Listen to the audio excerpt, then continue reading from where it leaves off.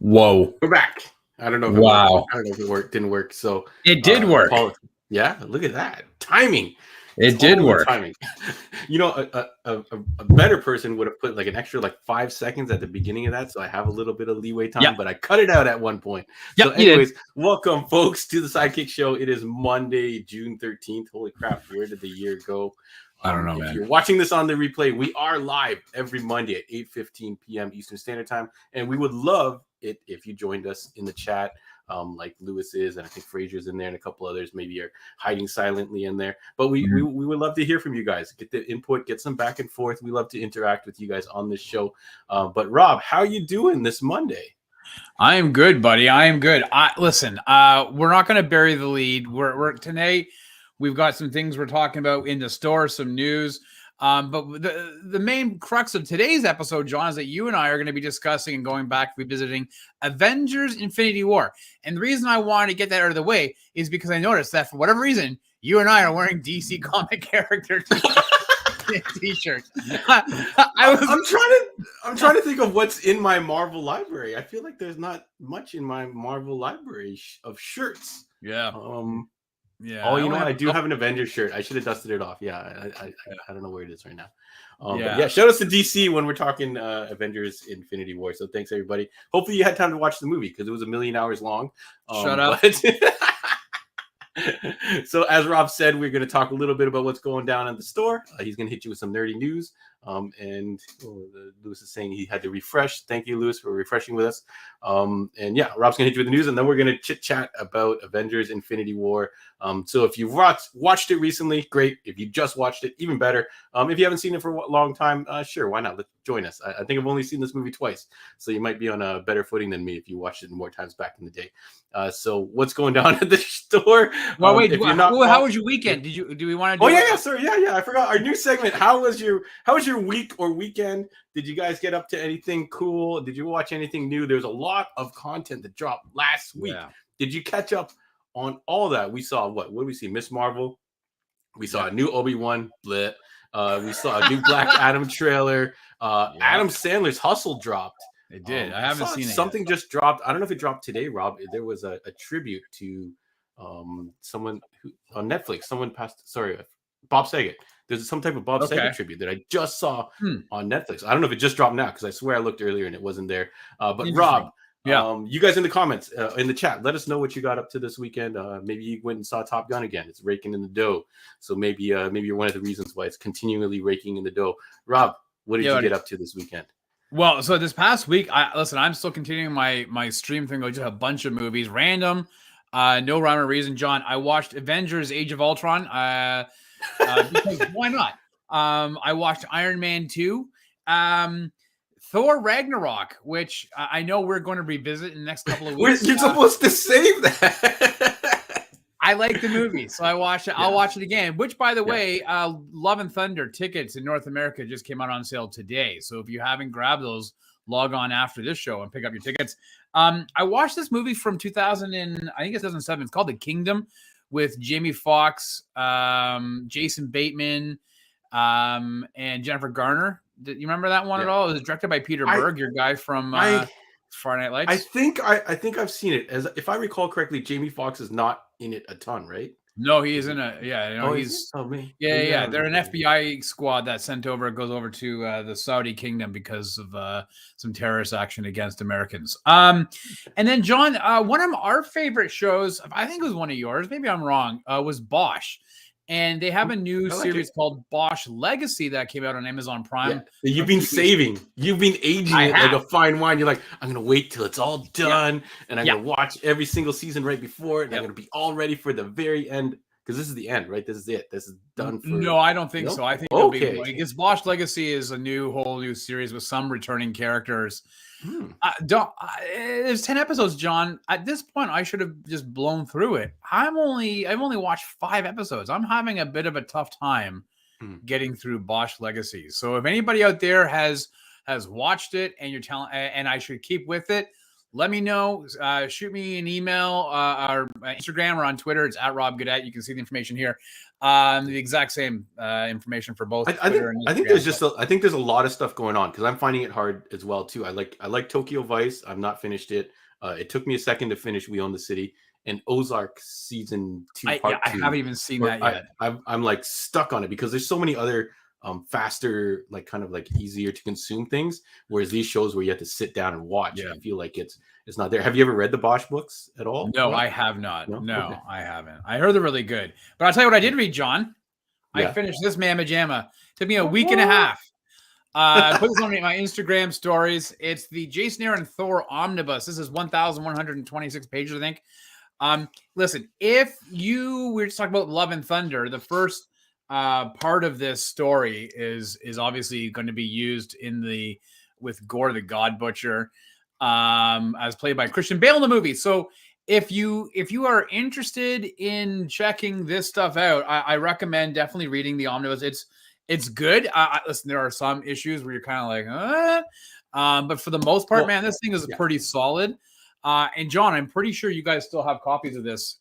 We still have at least 2 copies of that left, and we are selling it for U.S. cover price in Canadian, which I suspect is $125. I don't know if you can see it on the back there, Rob. But yeah, when you read a run that long, there's bound to be a couple.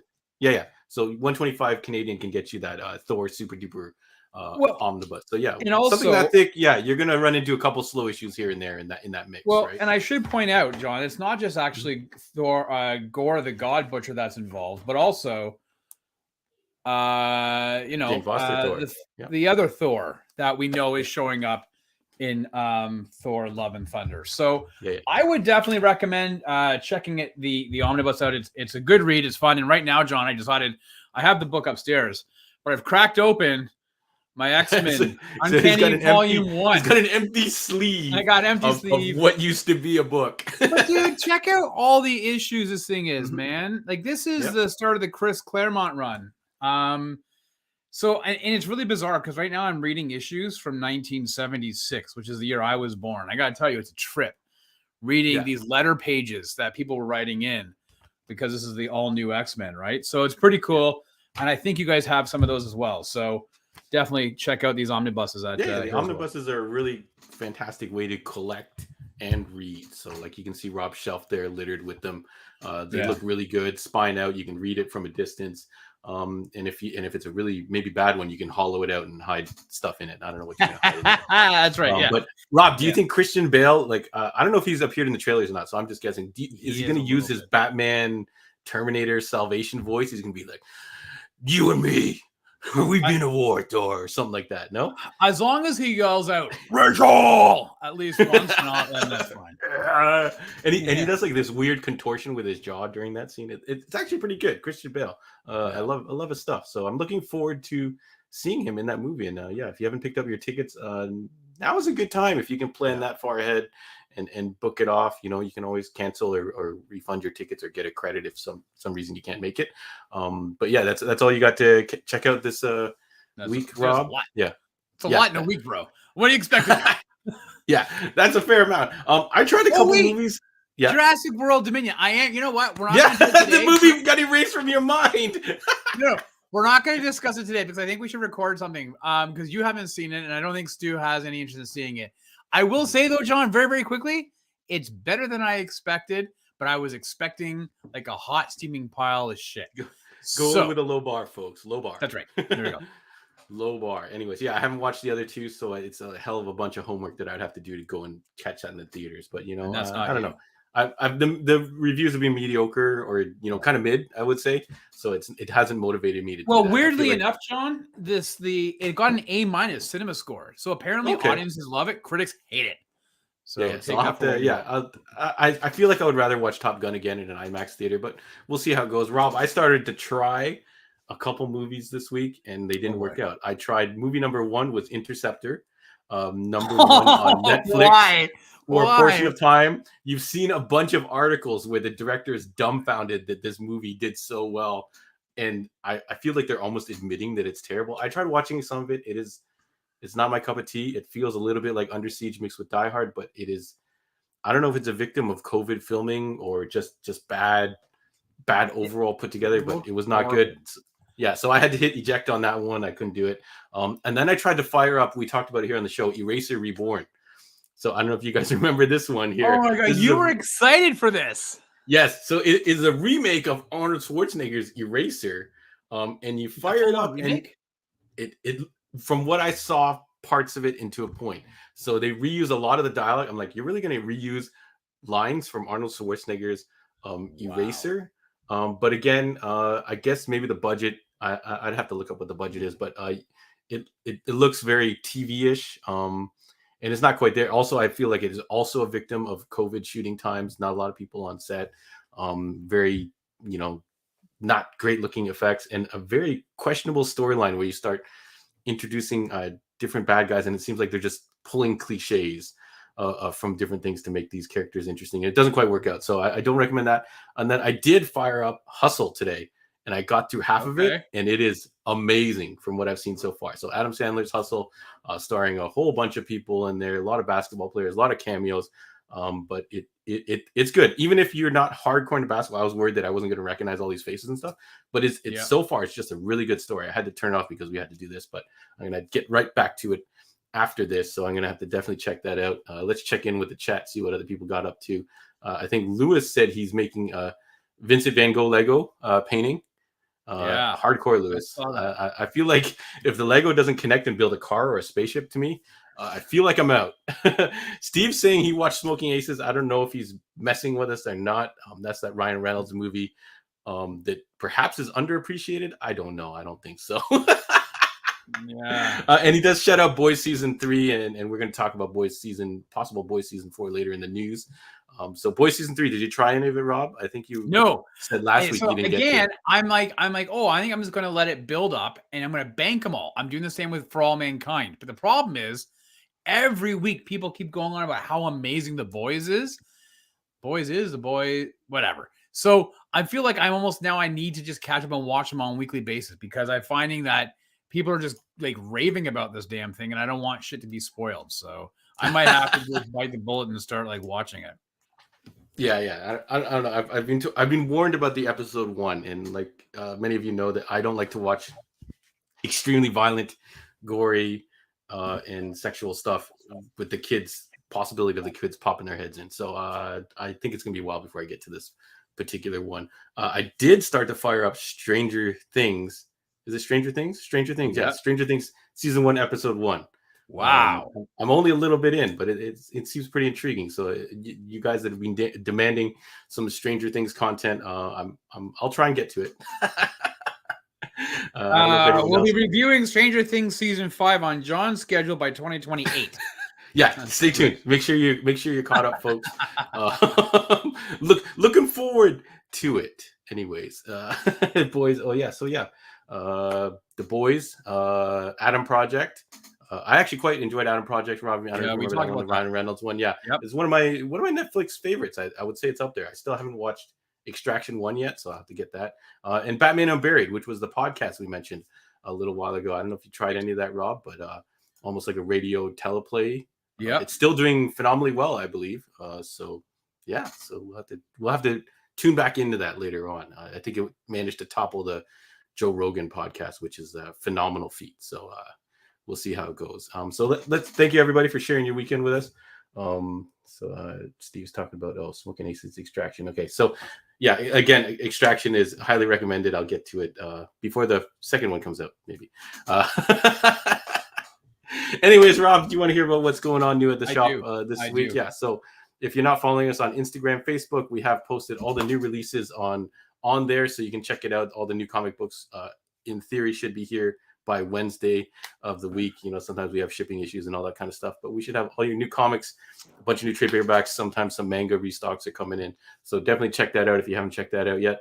We did get a huge stock of Joy Toy action figures. So these are the little this mech here. We've got a whole bunch of them. They're really cool, very highly detailed. They're all looks like they're hand painted or airbrushed or something along those lines. So if you want a very highly detailed model, these are things to check out. Most of them go for around $130 Canadian. So really cool playing with toys. I highly recommend it. I'm not a doctor, but I do highly recommend it for your health. We did get a whole bunch of new DC Mcfarland figures in. Mm-hmm. Really popular, the bunch, the Wally West. A lot of people, I guess, really wanted Wally West figures. The Red Robin, we got a restock on. One of the only Tim Drake figures, I think, in existence. And we did get the Arkham Knight from the video game. So a lot of cool figures at the shop.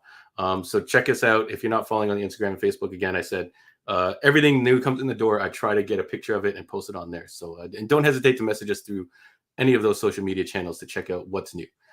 So I want to show you some new stuff, Rob. Oh. Check this out. This is Ellen Ripley from Prime One Studios, Cross Blitzway. I don't know who Blitzway is. Maybe they're the sculptors or the designers. But this is from Aliens with an S. Yeah. And yeah, how do you think movie? Yeah. This is our girl Sigourney Weaver, looking pretty sharp. It looks pretty good. I feel like I haven't seen her at this kind of age point in a while, so I feel like the face is kind of almost there, Rob. Maybe not quite. Yeah, no, not quite. Not quite for me. Yeah, it's not quite it's there, like but it's yeah. like it's pretty like close. Ellen And again, Ripley's lighting, cousin. all those type of things you can play with. Yeah, I do like that. I think the shoes, a lot of people really like those shoes. Yeah. That she wore in the movie. So I think that's pretty cool. And a very accurate replica of the I think it's the assault rifle or whatever it's called. I forgot. They've done a bunch of replicas of it. Very cool, iconic gun from 80s movies. I think this is an 80s movie still, right? Yeah. Yep. Yeah. we covered it. I think it was in there. No, because it was sci-fi. I don't think we didn't cover Aliens. Sci-fi. I think we included Aliens. Anyways, this one you can get for $1,175 USD. If you want it, let me know. It's not going to be out until 2023 or 2024. But if you've ever had to watch Stranger Things season 2. Yeah. When I catch up to Stranger Things, pulse rifle. Thank you, Steve. Pulse rifle. Yeah. Very iconic weapon. But these are pretty cool. If you've never seen a Prime One statue in person, they are very, very high quality.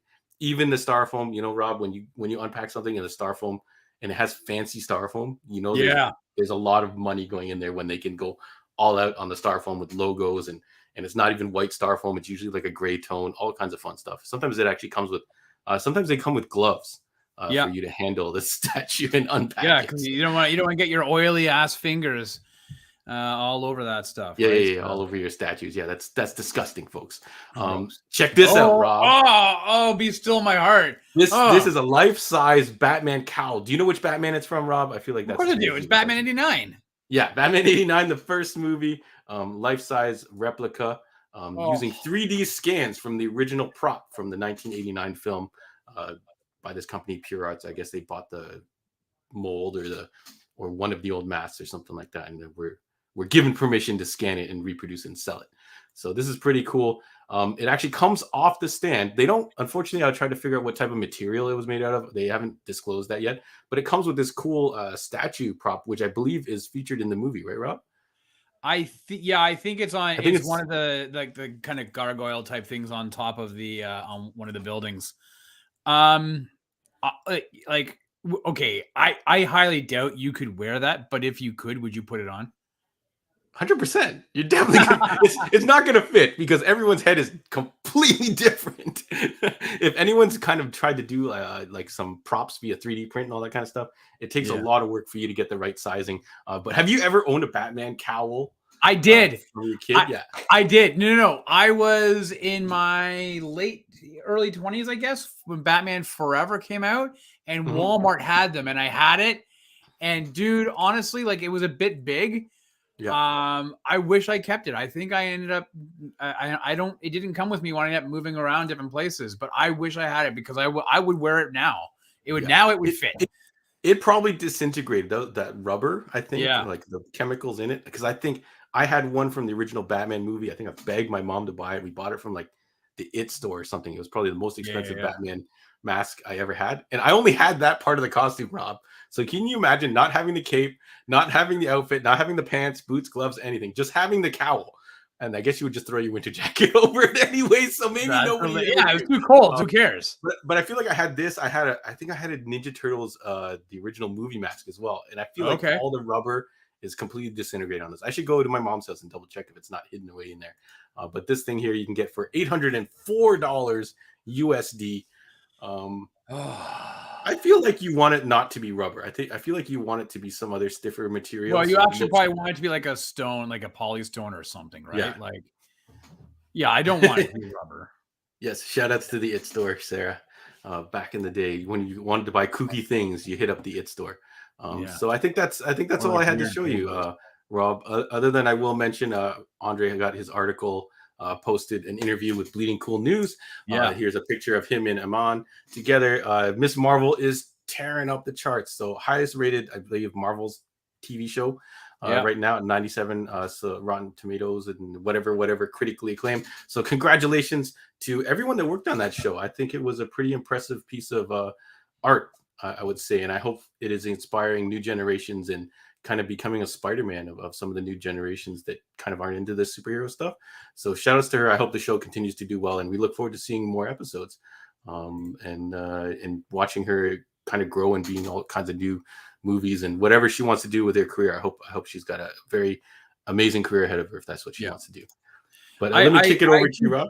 I keep seeing videos of her being interviewed, whether it was a Daily Show, you know, a whole bunch of different places. And man, it's just, you know, she's just so charming to watch, right? It's really refreshing. So yeah. But hey, listen, if you haven't had an opportunity to check out the Heroes World podcast with Stu, myself, and John, then please do so. Last week we did a review of Ms. Marvel episode 1. We had a special guest, Chris from Christoverse. He had joined us and gave us a perspective that was really cool and insightful and a hell of a lot of fun. So it was really good to have Chris on the show. And so if you haven't had an opportunity, go back, check that out on the YouTube channel, or if you subscribe through your audio means, you can listen to it there as well. And we will have a review of episode 2, I imagine, this week. So check. And Andre did a full breakdown of episode 1. If you wanted to know all the nerdy bits, how it compares to the comic book and all that kind of stuff, that video is posted. And it's only like 10 minutes, so you can kind of get through quickly and watch it. And he throws out some Miss Marvel comic book recommendations and talks a little bit about his experience of helping out Amon pick out comic books. So anyways, Rob, take it away with the news. Oh boy, John. Hey, John, do you remember when we reviewed the Old Guard way back in July of 2020? Vaguely. That was one of our first shows, I think. Yes, and it's hard to believe. It feels like it was 5 years ago. It was only 2 years ago. But well, last year we got word that Netflix were working on a sequel to the Charlize Theron starring movie based on the Image comic. And last week we got a brand new update with new casting details. Uma Thurman and Henry Golding, last seen trying to be Snake Eyes, have joined the cast of. He was Snake Eyes, just not. Okay. They've joined the cast for Old Guard 2, Older and Guardier, which has actually. Is that the official title? Yeah, as far as I'm concerned, it is. I believe it started filming actually today. There are some shots of Charlize with a black mullet that she is rocking. And it was apparently taken on set. So I think today was actually the first day of principal photography. No word on the roles that Uma and Henry will be playing. But undoubtedly, Henry will not be playing Snake Eyes in Old Guard 2, Older and Guardier. Hey, John, speaking of comic book movies, apparently Marvel are going to be going ahead with a Thunderbolts movie. Now, according to Deadline, Jake Schreier is attached to direct the movie with a script by Eric Pearson, who was the writer for the very huge blockbuster and one of John's favorite movies of 2021, Black Widow. Now, this is all very early in the process, so no idea on who would be part of the Thunderbolts. But the Deadline article does speculate we could see Baron Zemo, Yelena, Taskmaster, Abomination, U.S. Agent, and the Winter Soldier. Now, of course, with the passing of William Hurt, who was General Thunderbolt Ross, and my understanding is kind of was the crux and the impetus of this comics being formed. No word if they're going to recast that role of Thunderbolt Ross. So, but John, are you stoked for a Thunderbolts movie? It was a big deal when this book first came out, and you thought all these guys were heroes, and they did a spoiler alert, like a little mini twist. They were all villains with the people that Rob announces on this. You can kind of already see where they're going with it. But I don't know. It hasn't enjoyed the success that it's like kind of like opened with. ever since. So I question if they can elevate it to the status, but they've done all these great things with obscure or kind of lesser known properties in the MCU. So who am I to doubt it, I guess. So I wouldn't say I'm looking forward to it, but you know, they have a pretty decent track record. But you'd watch it.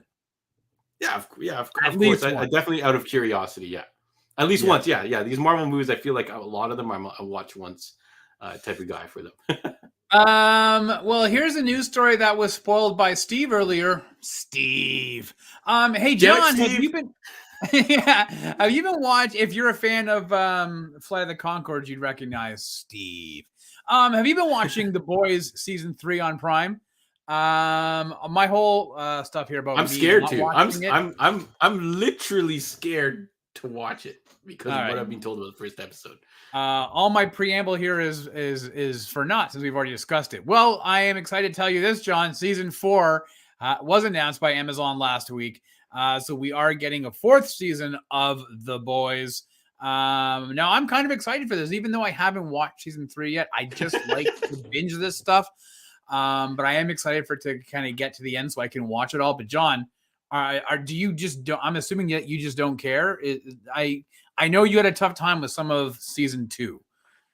I enjoyed season 1. Who's the guy who plays Homelander again? He's Anthony. I actually think his name is like Anthony Stark or something. It's something. Yeah. He's been around. I think we saw him in something else semi recently. But yeah, he's actually really good in the role as the kind of guy you love to hate. But there are some very scary, I wouldn't say scary, but really like disturbing things that you can see in the show. So I haven't finished season 2 yet, and season 3 is already well underway. So I feel like I'm gonna have to get in there. Yeah, Anthony Starr. Steve says, thank you, Steve. But yeah, I don't know. I think I do enjoy that this show is around. Preacher is probably my favorite Garth Ennis thing. Okay. But for some reason that TV show just didn't work for me. But I feel like this is much more true to the source material. So if you are a fan of his work, this is the best, I think, representation of it that I could think of at the moment. Well, I do have a friend of mine who does visual effects work for a lot of movies and TV shows, John. I might have mentioned him before, and I won't name his name, but he did tell me some months ago that he was working on The Boys season 4, and he's like, "You're not going to be ready for what they're doing." He's like, which is extremely crazy because of what's going down on season 3. If you listen to what people are saying. Yes, right. Yeah, he was talking about season 3. Sorry, this is before it came out. Sorry, and so but he told me, like, I have to like work in the evening. I can't have my kids around me. Like when it was COVID and everybody was working from home and school from home, he's like, I couldn't have my kids around me because I'm sitting here rendering a whole bunch of shit. So at any rate, I'm excited to dive in. I'm kind of happy about season 4, so we'll see how that goes. Now, here's the thing you might care about, John. Starting in 2023, the Grammy Awards will have a Best Video Game Soundtrack category added. John, do you think this is something that's overdue? I mean, video games are a very viable form of entertainment and storytelling. I mean, we've talked about The Last of Us and what Naughty Dog has done, and even with Rockstar and their Red Dead and everything else. So are you happy that we're finally getting we're not going to get recognition, but the what, you didn't write the song? Score these video games will have recognition. I think so. Yeah, the history of video games has had some bangers, and often comes up in conversation at the store. I don't know if you remember this, Rob. I don't know if you were as ingrained because it was an Asian, popular amongst the Asian community. But Faye Wong, I believe, sang a song for Final Fantasy called something like Eyes on Me or something like that. I'm sure someone's going to correct me in the comments, which was, it exploded. This was in the early days of I think Napster or whatever. Everyone was downloading a copy of this song and listening to it. I think it was a staple at karaoke. And back in the day, kids, before you could edit things and whip together whatever you wanted on your phone, people used to make music videos using VHSs and cutting clips together of various animes and stuff like that. And this song, that song would be there. But I do also remember the Metal Gear soundtrack. That was a big deal. And I'm sure there's a whole bunch of really nice music from newer games because I'm not as ingrained in video game culture as I used to be. Rob, but what would you put on there that think got robbed of a nomination that's passed? Well, you know what? I don't know. I would say like The Last of Us, whoever does the score for The Last of Us, I think was fantastic, right? So I do know they're doing score. like a cinematic score. I don't know if they're doing like a original song or not, but we'll see. Yeah, but fair enough. Yeah. I think it's.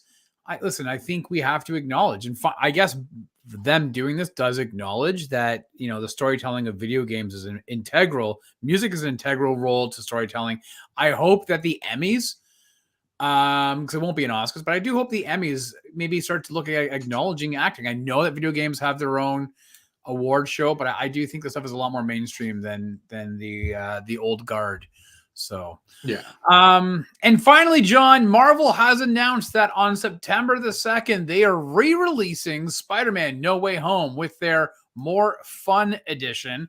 There is no word yet as to the additional length of the movie or what it will include, but tickets will go on sale August the 9th, and I'm sure we're going to have a hell of a lot more information at that time. So, John, No Way Home has been available digitally for a couple of months now. Will you go back to theaters and see the movie, or are you being like, nah, there's nothing that really interests me to have to go back? Yeah. So this is a total cash grab. Bring this back to the theaters. Let it make some more money. Do you think this box office total for the re-release is going to get added onto their, of course, it will. Previous total? Yeah. So they're going to have a bigger stat going into their legacy or whatever format.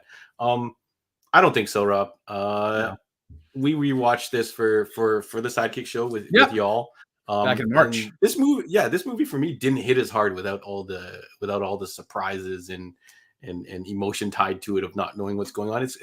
It turned into, like, the action sequences are phenomenal, but it turned into one of those movies kind of, once you know what happens, it's not. I feel like it didn't hit as hard.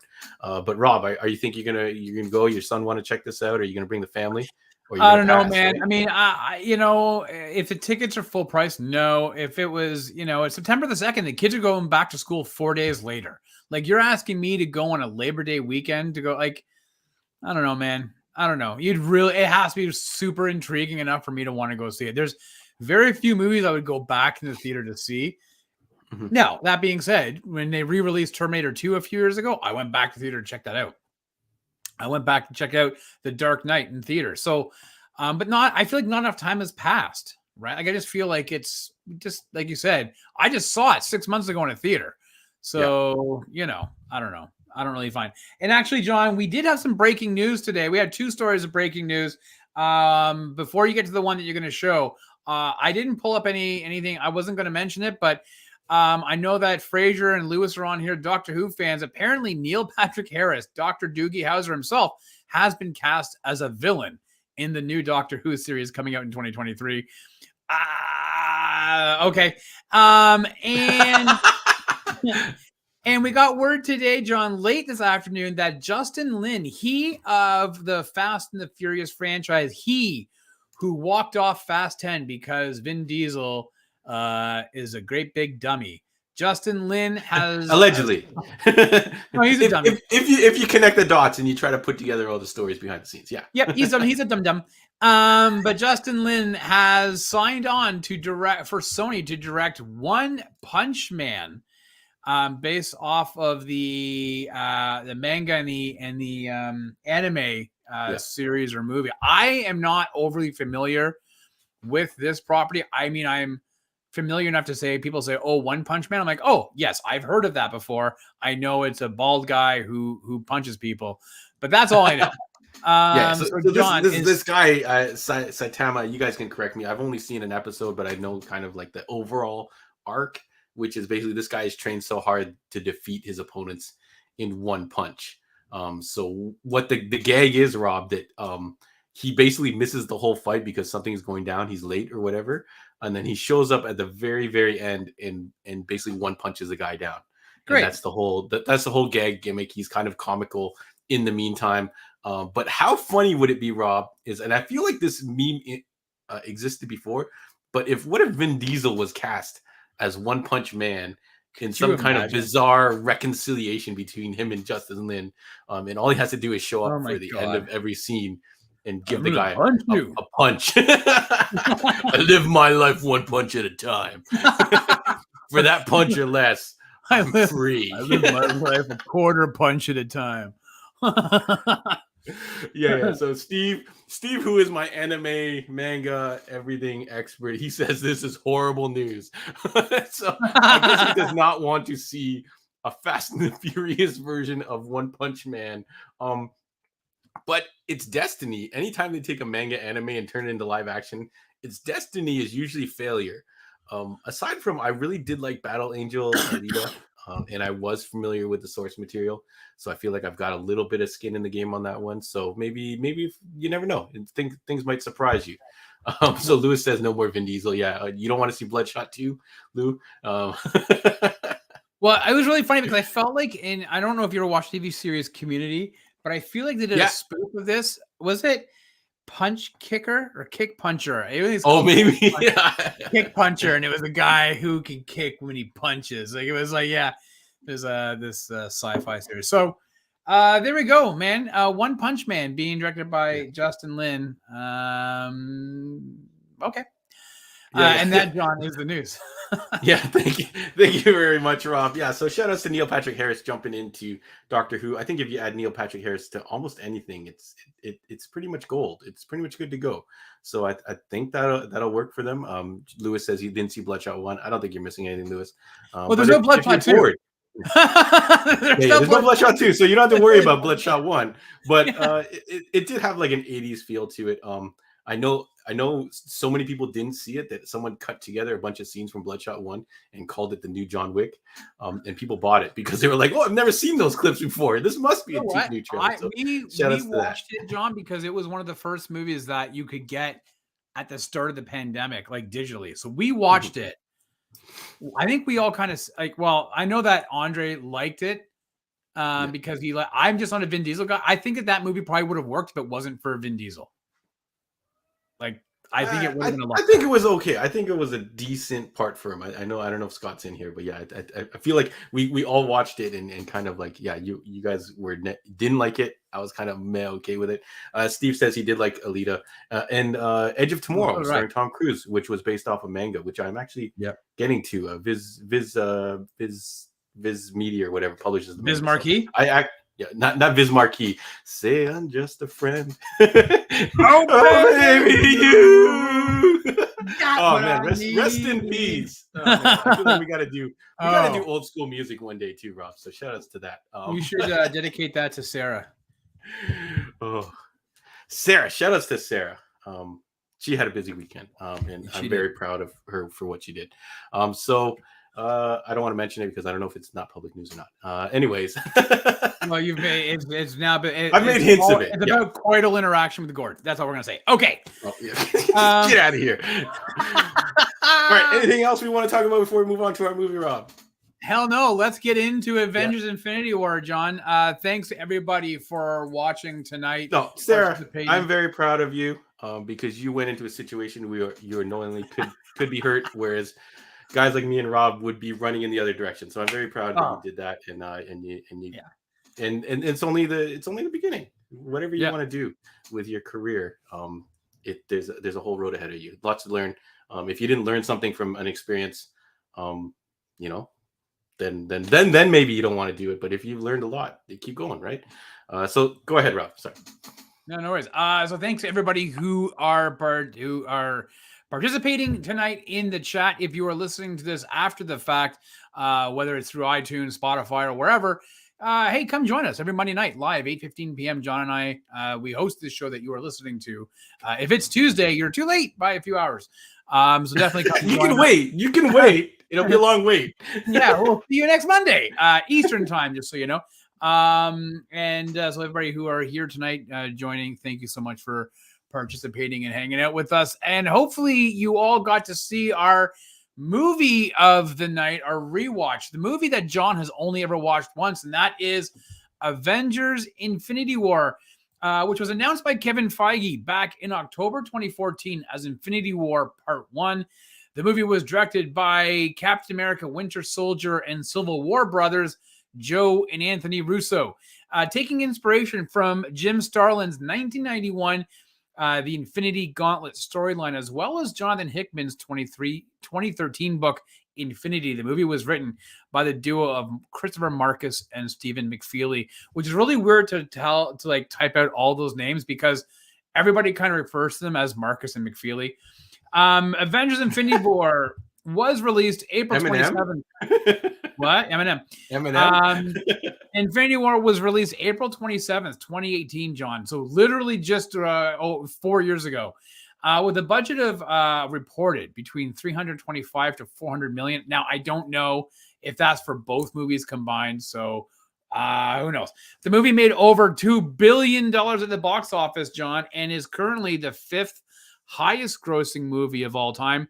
Movie was a hit more with audiences and critics, with 91% and 85% respectively, as you can see on the screen here, thanks to Rotten Tomatoes. So, John, listen, man, there's no point in going through all the cast. We know everybody that's in it. We know what this is about. Let's dive into the movie. But, John, I do have one question for you. After having only seen this movie once, do you consider Infinity War to be one of the best MCU movies of all time? I don't. This would not make my... Get out! This movie does not make my top 3 for sure. It doesn't make your top 3. It doesn't make my top 3 for sure. Not. Oh, I know that for sure. And top 5, I think it's even questionable. I think this movie is kind of like, and this opinion might change if we watch Endgame to follow up, and maybe the two pieces together combine to form a much greater Voltron piece. Yeah. Voltron universe. Yeah. But I don't know, this movie from long ago. The red line, the blue line, whatever. We could talk about Voltron instead if you want, Rob, for sure. But for some reason, I don't know what it is about this movie. But I feel like I thought maybe it was superhero fatigue when I first saw it, that maybe I didn't like it as much. But it's got incredibly great moments. It does have a lot going for it in the fact that it has united all these movies that we've watched, which is really cool. But it's got a lot of things you got to question. So I'm going to leave those things till later on when we talk about it more. But for me, this movie kind of is in the middle somewhere. I'll watch it if it's on. There's scenes that I will maybe jump to, which we'll talk about later. What scenes would you jump to? What scenes would you fire up on Disney Plus to watch over again? But it is not among my favorites. I'd have to start going through my top 5 if this is even on there, unfortunately. Maybe I just don't like the grand spectacle. It feels a little bit more along the lines of a Fast and the Furious movie, that you've combined all these other things and you've tried to make like the biggest action-y thing on the planet. But I don't know. Am I wrong, Rob? How I know this is probably in your top 3? Yeah. Listen, am I gonna say you're wrong? No, you're gonna like what you're gonna like. You're a big stand for the Fast and Furious movies, but you're a car guy. Honestly, I couldn't care less about them. I see the enjoyment out of them, but I don't enjoy them. Like, I can see why people like them. So let me just say this. Yeah, I love this movie. And I saw this movie 3 times, I think, on the opening weekend. I think I saw it 4 times in total at theater. This is a movie I will watch anywhere between 3 to 6 times a year since it's come out. Like, I seriously can pop this. That's nuts. That boggles my mind, but I'm not surprised. I think I'm a different type of movie watcher than you. Yeah, well, that's definitely true. We've talked a lot about on this show and on the other show, John, about how with so many movies, like back when we were younger, you could rewatch the same movies over and over again because you didn't have as much selection, right? You'd only build up a couple in your personal library every year. But this is one of these movies. Like for me, Interstellar, Infinity War, movies that start with I, apparently. I'm a big fan, and I will keep rewatching them. And so I watched this the other night with my son, and we were both just transfixed as if it was like the first time I saw it. Like there's certain scenes I get goosebumps over. I find this movie, like I had said to you a couple weeks ago, I was getting concerned about, and maybe we were offline, about how convoluted some of these newer Marvel movies are being in comparison to the ones, like I've gone back and watched the original ones, and they're much more simple. They're easy to get into. And yet, there's so much going on in this movie, in Infinity War, I still feel like it's so easily accessible to just sit and watch it because it doesn't really require a lot of thinking. And that sounds like a negative, but it's not. I think you just really enjoy it for the spectacle that it is. So yeah, I love this movie. Yeah, sorry. Yeah, so it looks like we've got actually people on both sides in the comments. So some people say, yeah, some people are feeling the same thing as me, that they're not inclined to pop it in or I whatever. wish I did. Yeah, no, yeah. Rob counts watching it in the background as well as putting it on when you're between whatever. Waste. Okay, if it's a movie you love, I guess it's technically not. You're not wasting time. If you're trying to watch something that you hate, then that's definitely a huge waste of your time. I don't sleep a lot, right? Yeah, So I should. Hey, you know what? Sometimes if you get up early, if on that weekend, instead of sleeping in, you get up, 7 a.m. in the morning, you have a whole day ahead of you. You could definitely watch Infinity War and Endgame and still have a good chunk of the day. Yeah, I'm still gaming. I'm still reading. I'm still watching a ton of shit. I don't know where I fit it in, but it does. Rob 100% doesn't sleep. He burns the candle at both ends. I think that's a constant theme for this. So yeah, Rob, I hear you. I hear you. And I think if you are rewatching a lot of these Marvel movies over and over again, I think this movie will pay off for you. But for someone like me, who's I guess more of a casual viewer, it's cool to see. Like I think it's just got too many. I think for me, maybe the issue is it's got too many cast members. Yeah. Okay. Shout out to Michelle. Love it when you join us. Rob's having some issues here. It'd be funnier if he was blowing his nose a lot. To get the cocaine out. But anyways, yeah, like Rob's right. There's some scenes that are hella impressive in this. A lot of get up and cheer scenes, a lot of kind of emotional scenes as well. And I do I think Jonathan, you brought it up. It does have an ending where they straight up lose, which you don't see. And I think that's something really cool. It'd be kind of cool if they just ended the series after this. It'd be funny.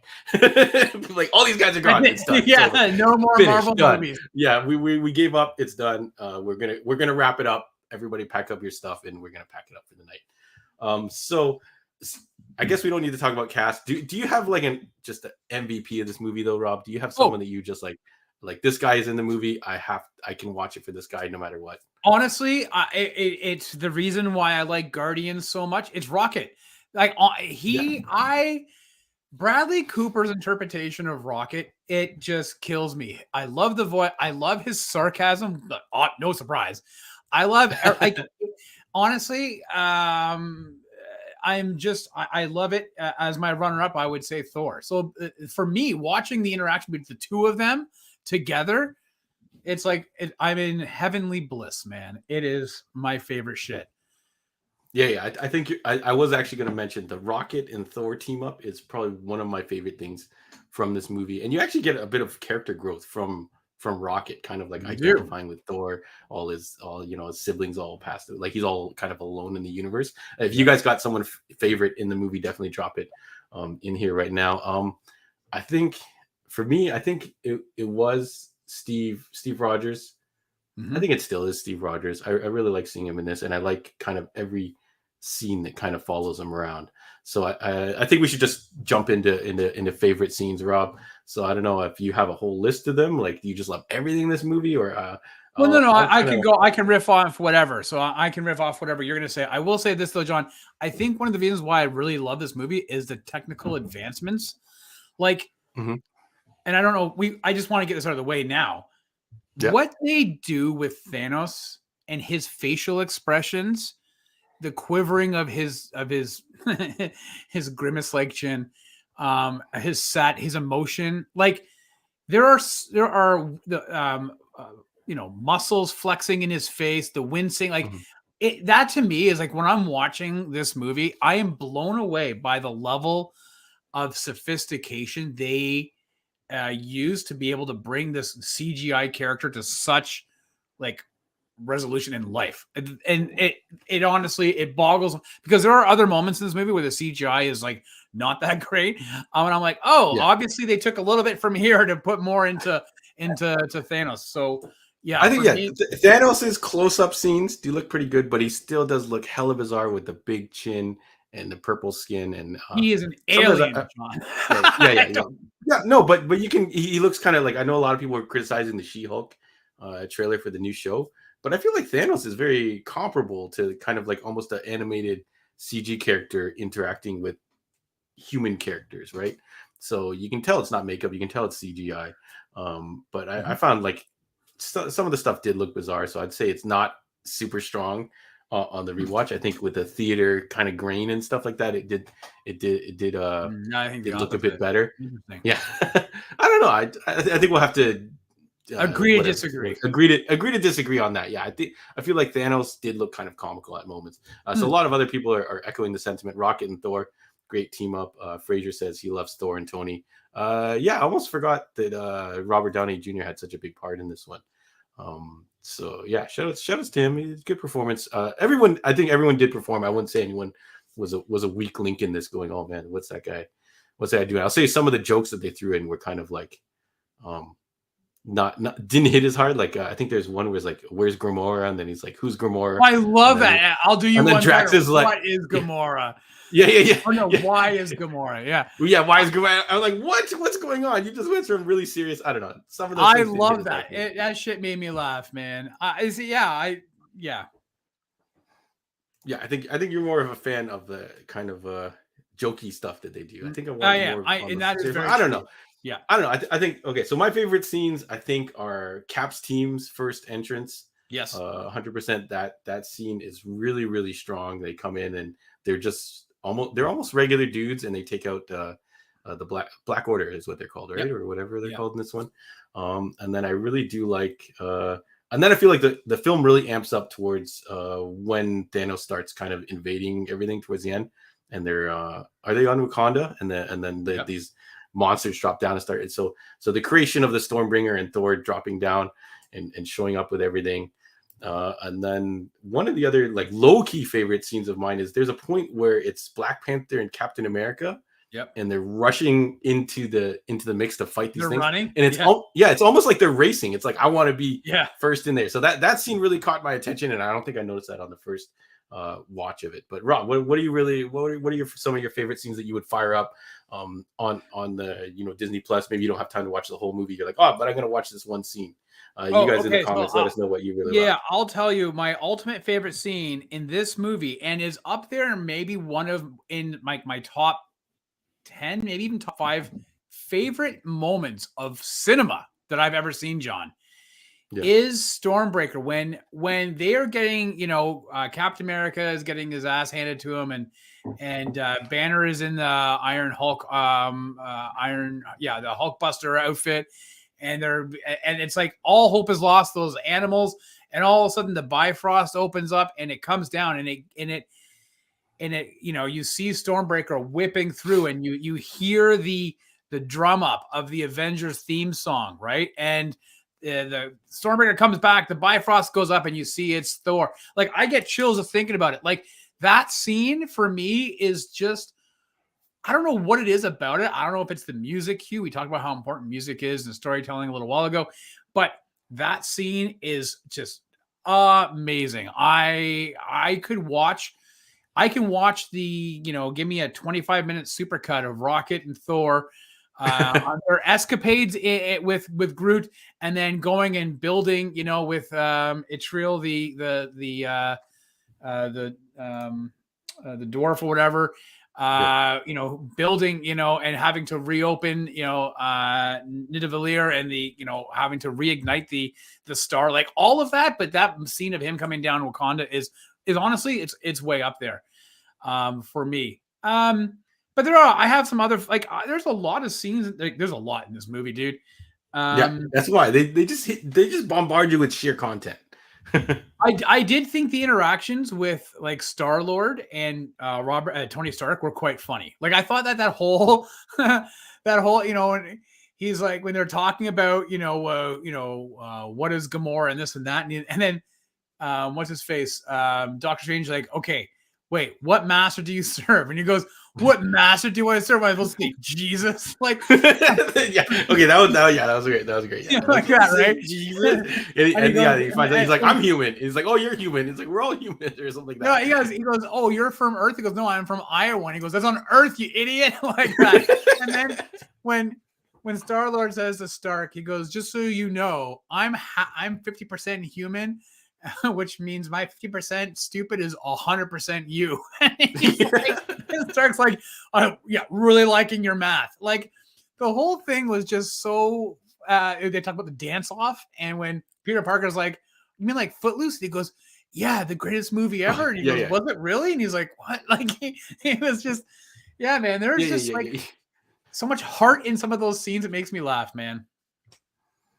I think that I would have to add that whole interaction, even though it's kind of a cliche to have the good guys fight each other in some type of misunderstanding, it's always fun to kind of figure out a way to clear it up, and they did a good job with the comedic elements. Can I throw some stuff that maybe I had issue with? Yeah. Okay, yeah. So let's see. And I might agree with you in some of these. Yeah. So Vision, super weak. Why is he so weak? I know he got injured. Yeah, but he was like the destroyer. You just watched Age of Ultron. Yep. This guy can just wreck shit, shoot stuff with the laser beam and cut things in half. He was extremely like disabled in this movie. I know he was injured, but it's kind of like, it's kind of like he can't do anything. He needs to be propped up. Like, come on. Well, they wanted to take him off the board, right? And that, so he said that, and when she's like, "Why did that blade? Like, how did it cut through?" He goes, "I don't know. It stopped me from phasing."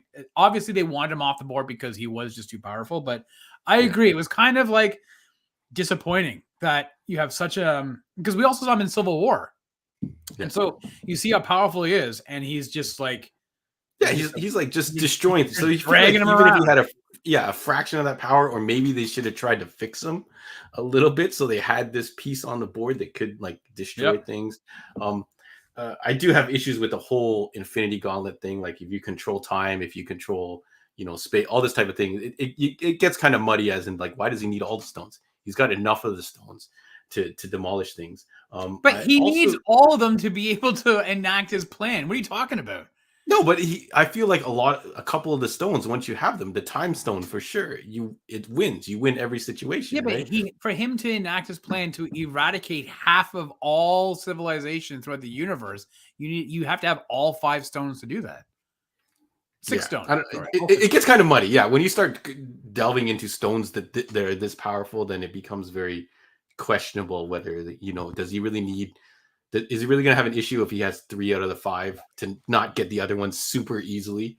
This is coming from a guy who collects stuff. Okay. Anyways, I'm just saying it gets kind of muddy when you are discussing a weapon of this power and this magnitude. Right. The more you kind of let it kind of expand over time, the more questions kind of come up. I don't buy Shuri can't figure out a way to get this gem out of Vision. Mm-hmm. I was kind of like, oh, come on, you can figure that out.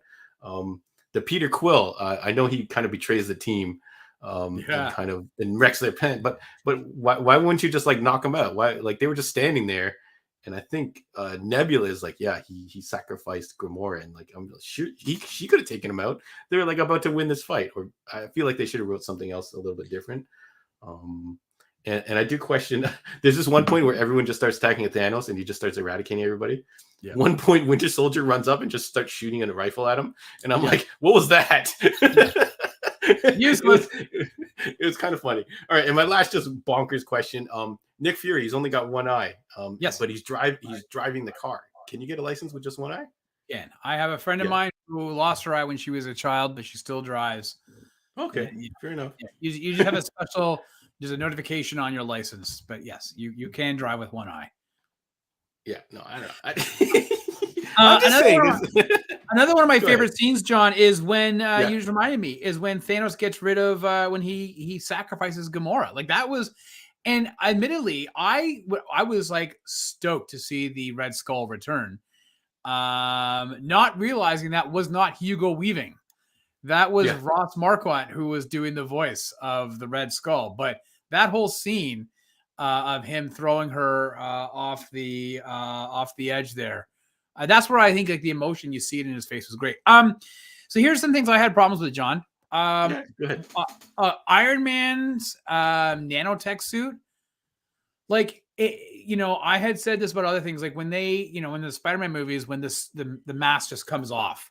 Right? Like it's so animated looking, like it starts to drive me a bit crazy. I really appreciated when I've gone back and seen the first of these movies and whatnot, the mechanics of the helmet opening up, when you can just digitally have it, be removed because the actor doesn't want to wear a suit anymore. It really, to me, it just irritates the piss out of me. And I was not a fan of the cartoonish look. of Iron Man. I really like the Iron Man armor, especially in the first movie and even in the second movie. Like it's cool that he was wearing it, but then they did kibosh it, I guess, because it's too difficult to get in and out of, and the nanotech smooth suit doesn't have as much appeal to me. I think you're right. Yeah.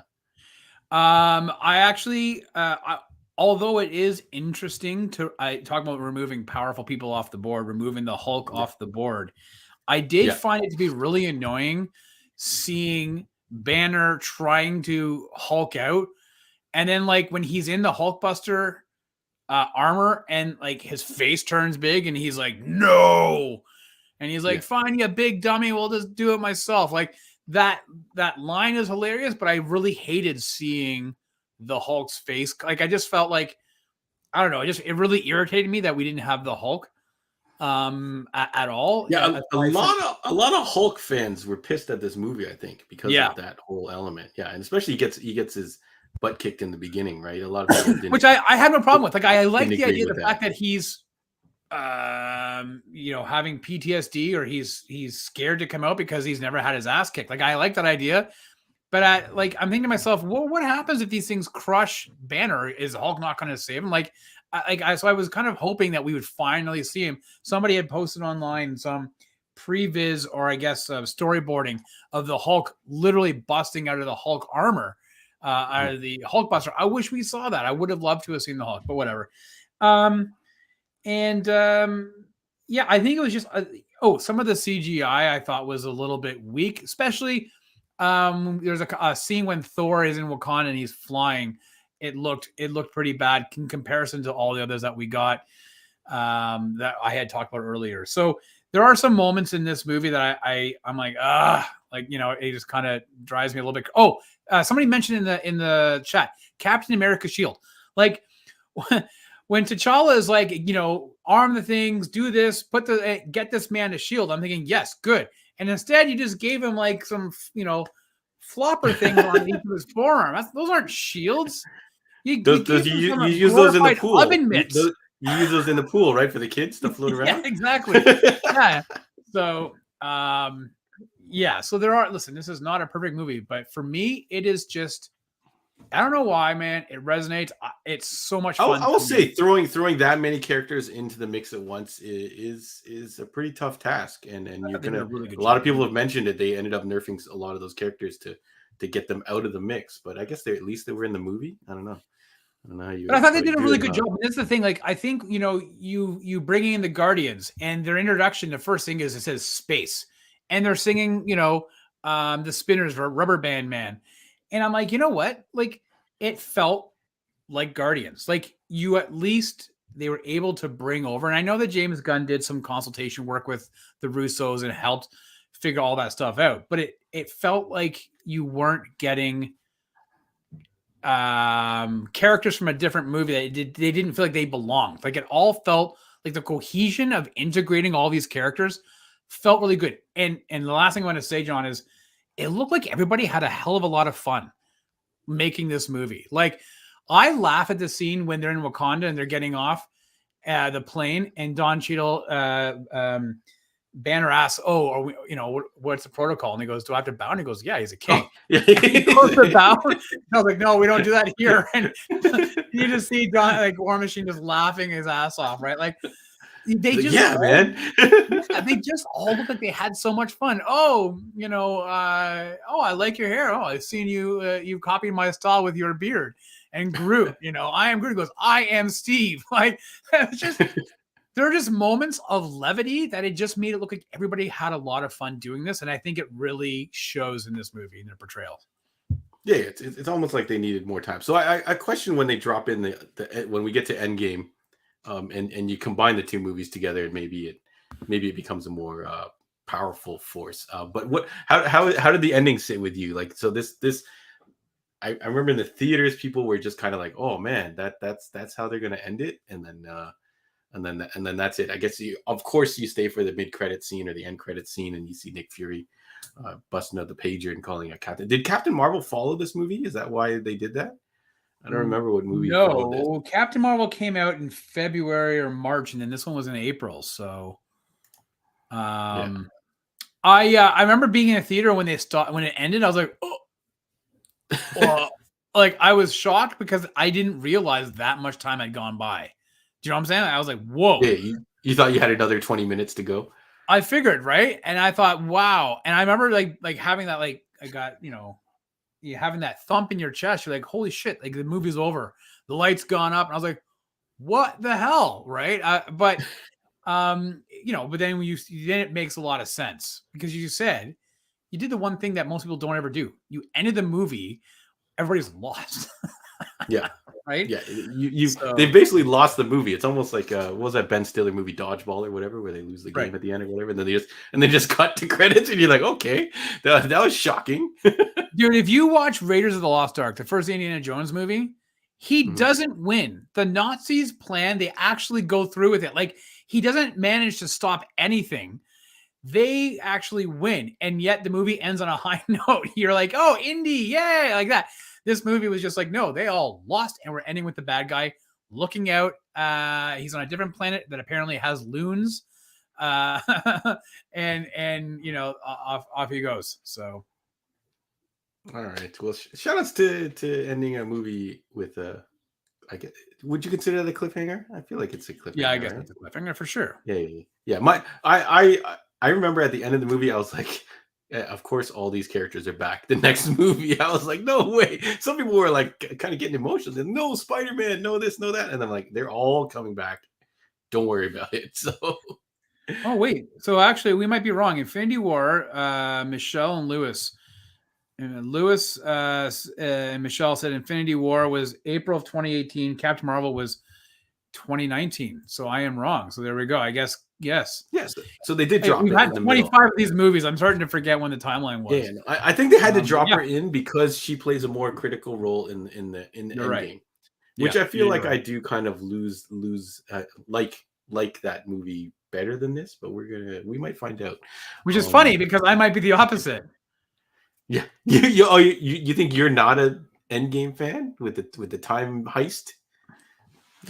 Yeah, I'm gonna go back and watch it, but I don't know if I have the same amount of. I haven't seen it as often. How's that? I haven't seen it as often as I've seen this one. Yeah. Spider-Man fading away, being like, I don't want to go, Mr. Stark. But for some reason, I just knew 100% all these characters coming back. So no emotional weight whatsoever. Whereas Endgame, spoiler alert, when Tony Stark's funeral, I was kind of like, oh, this is kind of sad. This character is gone. He has a daughter and all this kind of stuff going on. So here's a question for Lewis and Fraser, who are Doctor Who fans, and anybody else. Yeah. When Peter Parker is sitting here and he's like, I don't want to go. I don't want to go. Did you guys think of David Tennant? Because there's a lot of people who were like, you stole that line from the 11th Doctor. Anyways. Michelle, I knew it. Howard the Duck. That's her guy. Shout outs to Howard the Duck. Yeah. Seth Green does the voice for Howard the Duck. Yeah. So yeah, we might have to add that on there. But yeah, so overall, Infinity War for me, it's still fun. Don't get me wrong. But I don't hoist it as high as some of these people. Like I said, not in my top. I don't think it's my top 5, Rob, because there's a lot of movies that came out. There's a lot of different movies. Is Ant-Man in this one at all? I feel like he's not, right? No, because they mentioned that because remember they mentioned that Hawkeye is off. I think after the Accord, Hawkeye is off. Ant-Man is stuck on house arrest, and Banner's like, "There's an Ant-Man and a Spider-Man." Yeah. Is Ant-Man and Spider-Man now? What's going on? I feel like because some of these characters that I really like are missing from this movie show up in the next movie, so we'll see what happens with that. I'm not quite sure how dangerous Quack Fu is, but maybe it does topple the Titan. I think Thanos would have been mortified to see the Howard the Duck love scene in the bathtub. I think he would have been like, the duck boobs. Yeah, the duck boobs. All right, we're talking about duck boobs now. All right. Anyways, Rob, if anyone else has got anything else they wanted to talk about with Avengers Infinity War, definitely drop in the chat right now. Otherwise, I think that's it for this movie for us. I probably won't be watching it again anytime soon. Wow, but I'm going to watch it more times this year. Rob's gonna watch it at least 2 more times this year. So you want to talk more Infinity War? Definitely hit Rob up. I'm gonna file it away under. I don't even own this one on Blu-ray. Oh, I don't know how you time, can't. I think I must have stopped somewhere. Avengers. I have Winter Soldier. I have the first Ant-Man I had. Well, you make a funny point. I know we got to get going, but I actually was talking to Lewis this week offline, and I was asking, with the advent now, everything is streaming with Disney Plus. Mhm. Like, do you still buy Blu-rays? Because I've noticed that the last few Marvel movies, like I've got No Way Home, but I haven't picked up Shang-Chi. I haven't picked up the Eternals. I didn't pick up Black Widow, but there's a few of them. I've stopped buying them because I used to buy them all because I'm like, but they're right there. They're all like my Blu-ray collection has dwindled. But what if your internet goes down? Well, I know this is the thing. So what if your internet goes down? I like when you buy a copy and it gives you the digital copy. I do like the idea of owning the digital copy and being able to access it. If I guess the fear of it leaving Disney Plus is pretty slim, right? So well, yeah, but the problem with that though is that some of those they only allow you to redeem it through Google Play. And I don't use Google Play as my preferred method of viewing. I like my iTunes. So that's my issue with the digital content. So yeah. I think I do own Age of Ultron on Blu-ray. But at that time I was just buying them and I wasn't even rewatching them. So I was just buying them to have, which is, a bad habit. But shout outs if you enjoy that. You like seeing it slid onto your shelf, like Rob, who had to get every single X-Men movie. Oh shit! He's got loads of DVDs to prop up his tables now. That's right. Yeah. So I don't know what I'm 100% buying. Yeah, I'm 100% buying Top Gun when it comes out. But I'm gonna buy you Infinity War. I'm gonna buy you Infinity War when I send it to you. I'm gonna prop it under my table. I don't even know if you can buy those movies alone anymore. I feel like it always comes in like a 5-pack. And it'll come with like 5 of the Marvel movies. And you're like, that's it. You buy 5 or none. That's all you get. Oh man. All right, man. Yeah, thank you everybody for sticking with us. Thank you everybody for talking Avengers Infinity War, whether you have it in your top 5 like Rob or not, or if you watch it 3 times a year or you watch it no times a year. Thanks for chatting with us and having some fun with it. If you liked it, we're not trying to crap on you the fact that you like it. We're not. You're crapping on it. I'm not trying to crap on it. I'm just saying it didn't work for me as much as it did. You have to have, listen, we discussed this. We have to have smart thinking movies. Like Forrest Gump is a great movie. It's so smart. It's well written. But you have to have this popcorn stuff. You've got your Fast and the Furious. And I've got, like I said, Infinity War for me is near the top of those Marvel movies because it's just so much fun. So, anyways, all right. Well, Rob, what are we doing next week? People are asking what are we doing next week? We kept it long enough. I mean, how do you watch Infinity War and then just like leave it off? So we are going to finish it off with Endgame next week. Again, John has only seen it once. So we are going to go back in time and watch Avengers Endgame. Obviously, as we discussed, you can check it out on Disney Plus. I believe it was Lewis said that it is also a part of their. Does it have an IMAX? IMAX. I think it's the IMAX enhanced, so you can check it out there. It does really add. It looks good. It does look really good. So when I rewatch, and I think this movie I did not see in a good theater. I saw it. Imagine Cinemas, if you guys have ever heard of it, it's a lot of fun, but their screens aren't as crispy as some of the new theaters. So if you're looking for kind of like an old school feel, or you're watching movies with the kids or whatever, I highly recommend Imagine Theaters. But for a movie like this, I probably shouldn't have seen it in that type of theater. Especially they had, how theaters, nicer theaters, or I wouldn't say nicer, but theaters with more money have doors and then it's blocked by another door. Yeah. So if someone goes to the bathroom, you don't hear ka-chunk, ka-chunk, ka-chunk, ka-chunk. This one just had a straight up door going out of the thing. So, and we saw an early show and there was a whole bunch of kids, it's fine. Kids got to do what they got to do. Had to go to the bathroom and stuff. So every 2 seconds. You're like going to the old Peterborough Mall theaters, man. You're talking old school theaters. Yeah. It felt like that. Yeah. Every couple seconds, there'd be someone going out the door. Ka-chunk, ka-chunk, ka-chunk, ka-chunk. So I look forward to revisiting this movie, which I think, Yeah. Yeah, so someone said Morningside. Shout out to Morningside. Yeah. Time Heist Time. Yeah, Michelle shouts out Black Widow as the last Marvel movie. I feel like Black Widow is worth a rewatch now. With all the expectations have died down, I feel like I might be okay with it. I don't know. Anyways, we're gonna go to the end game. We're gonna see the end of all this, and then I think we're gonna relaunch into Thor Ragnarok, which launches into Thor. We've got a couple of weeks, right? Next week is the 20th, and then we've got Thor Ragnarok opens up the July 8th. So we'll probably be looking at we'll have a week in between. We have the week of the 27th, and then the week after that. So we got everyone's slamming Black Widow. All right, sorry, no Black Widow rewatch. Don't worry, it won't be covered here. I'm just saying maybe with lower expectations you might enjoy it.